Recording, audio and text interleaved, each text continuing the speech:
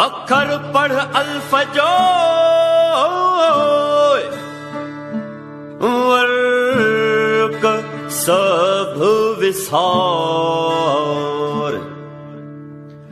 اندر تو جار پناہ پڑھنے کے اعتراض صدائیں کریمتیں سندھ سکار دوست میٹھا دلدار عالم صاحب آباد کریں۔ السلام علیکم دوستو، welcome to my channel great انسان۔ آج ہم بات کرنے والے ہیں سندھ کے ایک عظیم بزرگ، عظیم شاعر شاہ عبداللطیف بھٹائی رحمۃ اللہ علیہ کے بارے میں۔ شاہ صاحب کی پیدائش 1689 میں ہوئی تھی اور وہ حیدرآباد ضلع کے ایک تعلقے حالہ میں پیدا ہوئے تھے۔ ان کے والد کا نام سید حبیب اللہ شاہ تھا اور ان کے دادا کا نام سید عبدالقدوس تھا۔ وہ بچپن سے ہی اچھے اخلاق کے مالک تھے۔ جب وہ چھوٹا تھا تو اس دور میں جو حکومت کرتا تھا، جو بادشاہ تھا، وہ اورنگزیب تھا۔ کچھ عرصے کے بعد جب وہ بڑا ہوا تو اسے ایک ایسی لڑکی سے محبت ہو گئی جس کے والد کا نام مرزا مغل بیگ تھا۔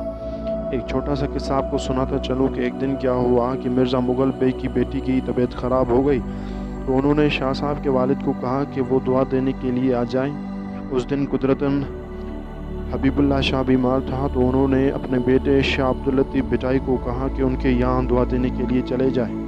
جب وہ وہاں گیا اور مرزا مغل بیگ کی بیٹی کو دیکھا تو وہاں پر ہی انہوں نے ایک شعر پڑھ لیا کہ جیں جی آنگر سید جے ہتھ میں تہیں کے لہر نہ کو لوڈو۔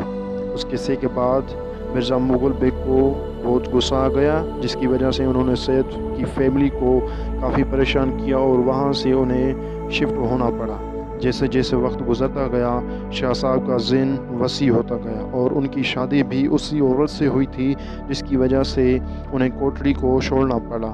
اسی عورت کا نام بی بی سیدہ بیگم تھا جو مرزا مغل بیگ کی بیٹی تھی اور ان میں سے شاہ عبداللطیف بھٹائی کو کوئی اولاد نہ تھی۔ جیسے جیسے وقت گزرتا گیا شاہ صاحب کا دل اور دماغ اللہ تعالیٰ کی طرف مائل ہوتا گیا، یہاں تک کہ شاہ صاحب نے گھر کو چھوڑ دیا اور ایک بھٹ یعنی ایک مٹی کے ڈھیر میں چھوٹا سا مقام بنا دیا اور وہاں پر رہنے لگے۔ شاہ صاحب جب فوت ہوئے تو اس وقت ان کی عمر 63 تھی اور وہ صفر مہینے کے 14 تاریخ کو 1752 میں اس جہاں سے چل پڑے اور اپنے حقیقی خدا سے جا ملے۔ آج کل جو یہ مینار بنا ہوا ہے وہ میاں غلام شاہ کلوڑے نے 1754 میں بنایا تھا۔ شاہ صاحب کے جو مرید تھے وہ 300 سال سے آج تک وہاں پر گیت گنگناتے رہتے ہیں۔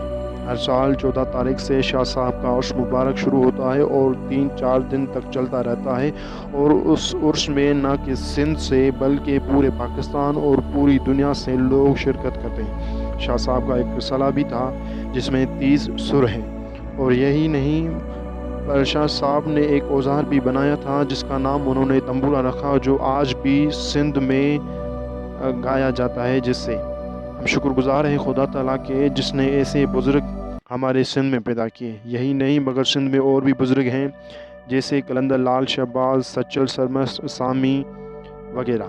ہمارے سندھ صوفیوں اور بزرگوں کی دھرتی ہے۔ آخر میں بھٹائی کے 2 اشعار پڑھ کر آپ سب سے اجازت لوں گا۔ وہ کہتے ہیں کہ اجن اتاکن میں تھا طالب تمارین آدیسی اتھی ویا مڑیو منہ مارین جے جی کے جیارن سے لاہوتی رہنے ویا۔ امید ہے آپ سب لوگوں کو یہ ویڈیو اچھی لگی ہوگی۔ اگر ویڈیو اچھی لگی ہمارے ویڈیو کو لائک کریں، کمنٹ کریں اور ہمارے ساتھ جڑے رہنے کے لیے ہمارے چینل کو سبسکرائب کریں۔ ملتے ہیں اگلی ایسی ویڈیو میں، تب تک کے لیے خدا حافظ۔